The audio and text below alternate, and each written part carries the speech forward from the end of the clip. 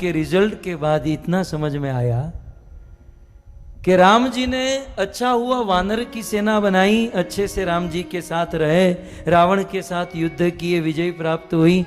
यदि मनुष्य की सेना लेकर राम जी गए होते ना, तो ये मनुष्य राम जी के साथ तो चलते, लंका भी पहुंच जाते, लेकिन लंका जाकर देखते ओ रावण की लंका सोने की बनी है। ये सारे मनुष्य सोने की ईंट, सोने का हार उसी में रह जाते और राम जी अकेले हो जाते। यही बात नरेंद्र मोदी जी के साथ कल हुई है। सस्ता राशन चाहिए, सस्ता गेहूं चाहिए, सस्ता चावल चाहिए, उस थोड़े बहुत धन रुपये के प्रलोभन में एक साधु का साथ छोड़ दिया भारत के लोगों ने। कितना सुंदर आयोजन नरेंद्र भाई मोदी का था कि 400 से अधिक सीट आए तो आने वाले दिनों में निर्णय लेने में या परिवर्तन लाने में कठिनाई नहीं होगी। लेकिन हमारे अपने ही सनातन धर्मी हिंदू भाइयों ने, बड़े दुख का विषय है, मुस्लिम भाइयों ने 90% वोट किया और ये कहलाने वाले सनातन हिंदू धर्मी ने केवल 50-55% वोट किया। मैं आपके हाथ उंगली देखना नहीं चाहता हूं या दिखाना नहीं चाहता हूं कि हम कैसे हैं, लेकिन बड़ा दुख होता है कि हरि का एक लाल है। 70 साल के बाद कोई एक हिंदू सनातन धर्मी, सनातन धर्मों को आगे बढ़ाने वाला, भारत का नेतृत्व करने वाला, भारत को विश्व गुरु बनाने वाला एक आदमी आया और 10 साल काम करके एक मांग रखी थी कि अब की बार 400 पार, लेकिन 300 पार भी नहीं की है। आधे लोगों ने वोट ही नहीं किया और जिन्होंने वोट किया वो प्रलोभन में फंस गए। मुफ्त का राशन मिलेगा, ये मिलेगा, वो मिलेगा। अरे राशन पानी तो भाग्य की बात होती है, यह दिन दूर नहीं।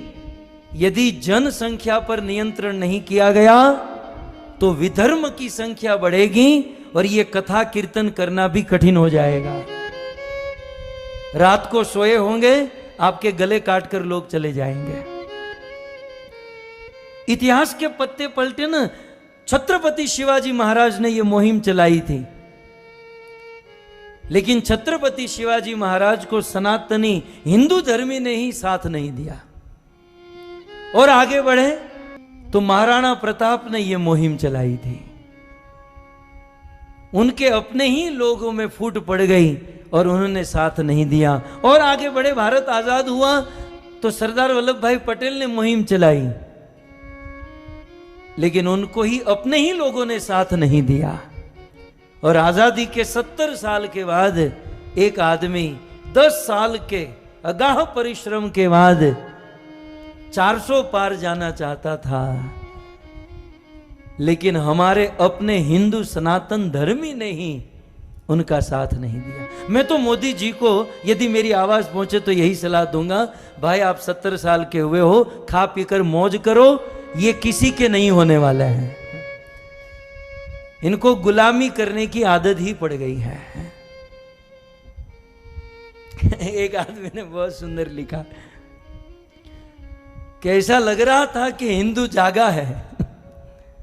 ऐसा लग रहा था पिछले 10 सालों में कि हिंदू जागा है, लेकिन कल समझ में आया जागा था बाथरूम करने के लिए, फिर सो गया।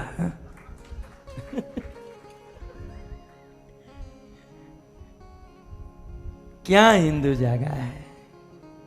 यदि बहुमत होता तो भारत का दृश्य कुछ और होता।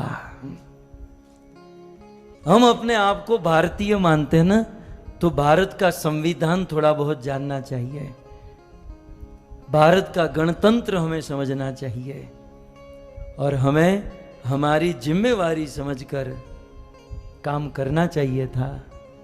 लेकिन अब क्या करें, ये प्रवचन यदि 2 महीने पहले किया होता तो अच्छा था। मैं भी अमेरिका से अभी अभी आया।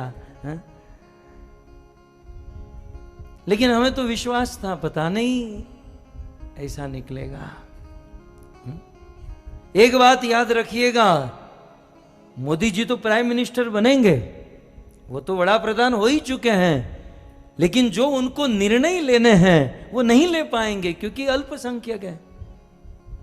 जो उनको क्रांति लानी वो नहीं कर पाएंगे।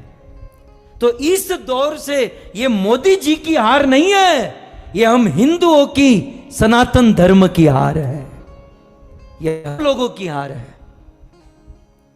और हम लोग वो छोटे छोटे प्रलोभन में हैं। मुफ्त का राशन मिलेगा, गैस का बाटला सस्ता हो जाएगा, तेल सस्ता हो जाएगा, હવે લઈ લો સસ્તું કરજો હવે તમે। धर्म के, इस सनातन धर्म के उजागर करने में एक बहुत बड़ी आश थी, एक बहुत बड़ा होप था, लेकिन नतीजे के बाद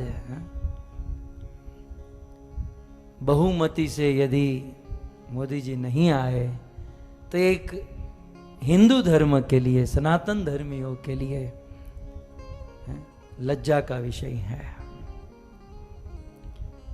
क्या इन लोगों को ये नहीं दिखाई दिया कि इतने वर्षों के बाद अयोध्या में मंदिर बना? ये नहीं दिखाई दिया?